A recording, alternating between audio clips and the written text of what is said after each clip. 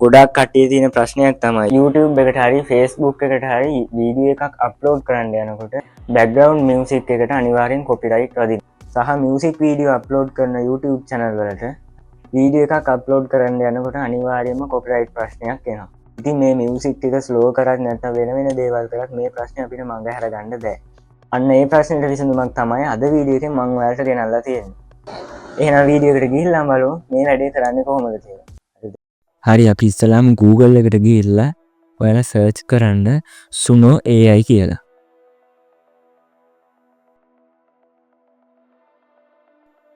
හරි ඔයාලට මේ එන පළවෙනි link එකට ඔයාලා යන්න. ඔයාලා ඉස්සලාම මේකට sign up වෙලා ඉන්න. හරි ඔයාලා දැන් මේකට ඔයාලා වැඩ කරන Gmail එකක් දීලා මේකට sign up වෙන්න. හරි මෙන්න මේක තමයි Suno AI එකේ ඉන්ටර්ෆේස් එක. හරි ඔයාලට මෙතන පේනවා ඇති බටන් එකක් තියෙනවා create කියලා. ඒකට ඔයාලා යන්න.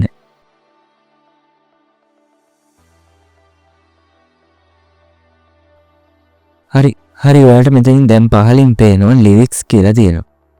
ඒකට ඔයාලා ගිහිල්ලා ඔයාලා මෙතන දාන්න ඕන ඔයාලා හදන්න යන music එක නැත්තම් සින්දුවේ lyrics එක මෙතන copy කරලා අවිලා paste කරගන්න ඕනේ.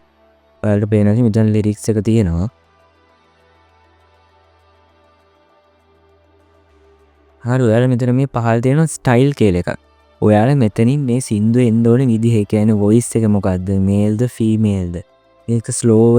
මේක ස්ලෝ විදිහටද හැදෙන්න ඕනේ නැත්නම් ටිකක් ස්පීඩ් විදිහටද? රොක් විදිහට මේ විදිහට මෙතන ටයිප් කරන්න ඕනේ. මම මෙතන ටයිප් කරගන්නවා slow and reverb male voice කියලා. හරි ඔයාලා දැන් මේ පහලින් තියෙන create කියන බටන් එක උඩ ක්ලික් කරන්න.